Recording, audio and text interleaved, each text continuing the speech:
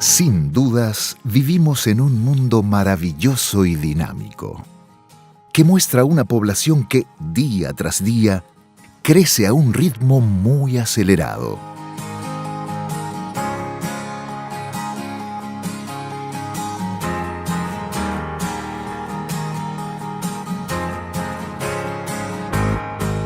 $8.400 millones de personas en el mundo para el año 2030. De veras que la noticia no es halagüeña, porque si en la actualidad somos apenas 7.300 millones de seres humanos en el globo terráqueo y se calcula que en solo 14 años seremos 8.400 millones, o sea, 1.000 millones más, y con 1.000 millones más de personas, los problemas que se nos están presentando serán aún mayores. Las viviendas, por ejemplo. El dilema de la vivienda a nivel mundial es alarmante. Y si dentro de poco más de una década, en el mundo van a interactuar 1.100 millones de personas más, no solo hay que pensar en darles cobija, sino alimentos.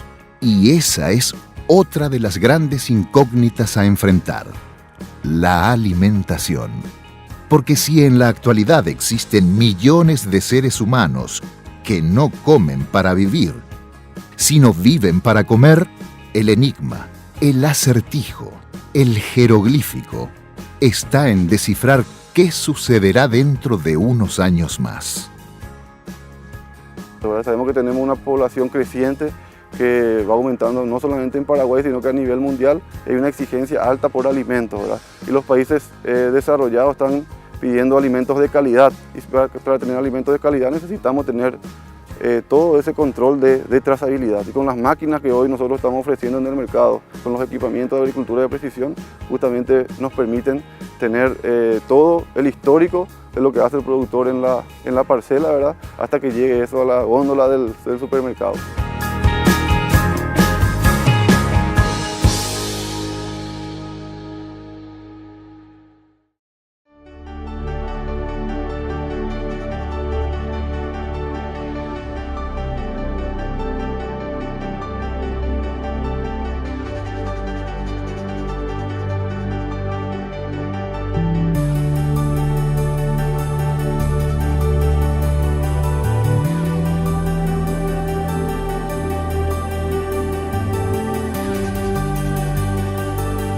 No pocos aseguran que la agricultura es la principal actividad para abastecer dicha demanda, porque la necesidad de producir más alimentos se traduce en miles de extensiones de cultivos, hecho que, de alguna manera, resulta muy positivo para un país agrícola como el nuestro. Por estas razones, expertos en la materia refieren a la agricultura sustentable como la solución futura a la gran demanda alimenticia que se nos avecina. ¿A qué llamamos agricultura sustentable? Según el diccionario, el término sustentabilidad refiere al equilibrio existente entre una especie con los recursos del entorno al cual pertenece. Básicamente, la sustentabilidad lo que propone es satisfacer las necesidades de la actual generación, pero sin que por esto se vean sacrificadas las capacidades futuras de las siguientes generaciones de satisfacer sus propias necesidades. Es decir, algo así como la búsqueda del equilibrio justo entre estas dos cuestiones. En pocas palabras, la agricultura implica el uso racional y eficiente de los recursos naturales, donde los procesos de producción deben ser amigables con el medio ambiente. No hay otra. Una agricultura que no sea sustentable es mirar a corto plazo. Pero, claro, también hay que entender que todo esto se ha venido desarrollando. ¿En qué sentido? Hoy en día conocemos mucho más que lo que se conocía hace 10 años y que lo que se conocía hace 20. Entonces, hoy en día y cada día sabemos más de qué podemos hacer para que nuestra tierra continúe teniendo los nutrientes que tiene o mejorando los nutrientes para poder producir mejor. En el futuro, ojalá esto le toque a mi hijo, ojalá esto también le toque a mis nietos, ¿verdad? Así como a mí me ha tocado. Y ellos tendrán que tener una tierra que sea productiva. ¿De qué me sirve a mí tener una tierra que en poco tiempo se vuelva improductiva?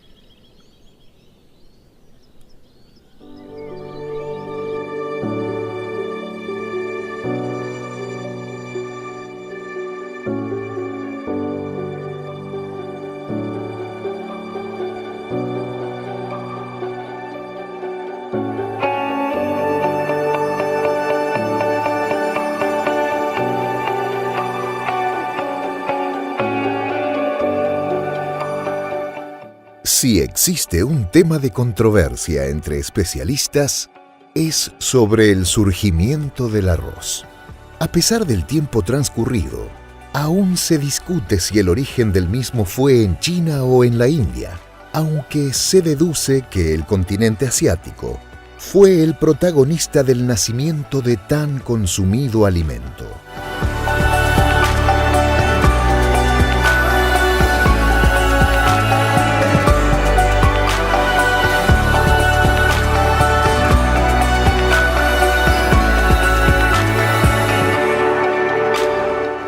Unos afirman que los primeros cultivos aparecen en China 5.000 años antes de Cristo, para luego expandirse a Tailandia, Camboya, Vietnam y al sur de la India. Desde esos lugares se trasladó por medio de sus especies derivadas hacia otros países asiáticos. Con el cursar del tiempo, aproximadamente en el año 800 a.C., el arroz asiático se instaló en Europa meridional. Gracias a los moros, llegó a España con la conquista de este país hacia el año 700 después de Cristo. Posteriormente, en el siglo XV, se propagó a Italia y Francia, y tras los grandes descubrimientos en 1694, el arroz llega a Carolina del Norte. Según la creencia general, proveniente de un barco desde Madagascar. Luego de ello, los conquistadores españoles lo llevan a Sudamérica a comienzos del siglo XVIII.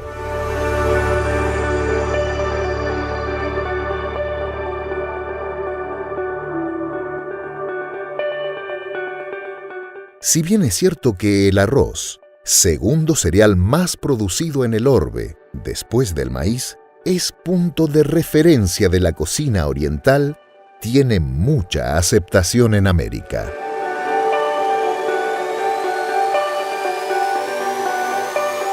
En el mundo se dedican muchas hectáreas para su cultivo, porque se calcula que puede representar casi las 3/4 partes de la alimentación de la población.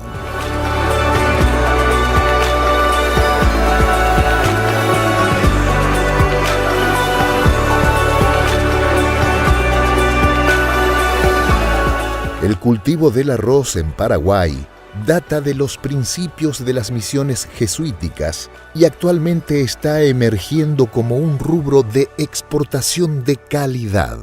La verdad que el arroz necesita suelo y agua en abundancia, ¿verdad? El clima que Paraguay tiene es un clima fabuloso para la producción de arroz.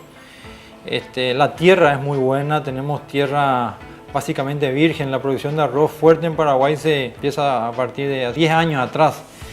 O sea, somos productores jóvenes, por llamarlo así. De hecho, si uno profundiza un poco la cadena de la producción de arroz, puede llegar a las industrias, que es el que finalmente le agrega valor a la cadena de producción. Y si uno visita nuestras industrias, van a poder encontrar, se van a llevar la sorpresa de que las industrias acompañaron el crecimiento de la producción de arroz, y tenemos industrias de altísima tecnología, de altísima calidad, envidiable para nuestros países vecinos y competidores a la hora de vender, ¿verdad? Y eso es un paso adelante a la hora de poder manejar ese arroz.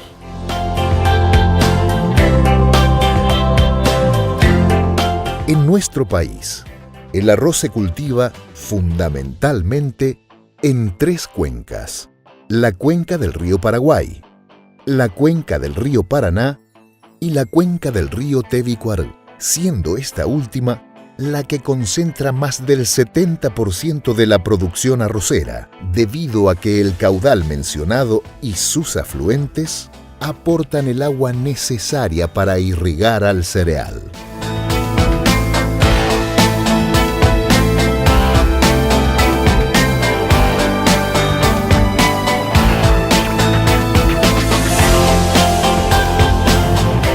Las industrias de arroz en Paraguay hoy están en el orden de aproximadamente 14, 15 industrias, ¿verdad? Cabe destacar y vale la pena nombrar que hace 3 años atrás se ha creado la Caparrós, donde hoy la presidenta es Liliana Giles, llevando un trabajo muy interesante, y que es llevar a conocer nuestro arroz no solamente acá a nivel Mercosur, sino que también salir de lo que es Mercosur para otros países, ¿verdad? Sin una cadena completa, sin la industria sería imposible. Entonces, hoy realmente para nosotros productores, me toca también ser industrial, pero para los productores sería muy difícil poder llegar a conseguir los mejores precios sin la presencia de esas industrias, ¿verdad?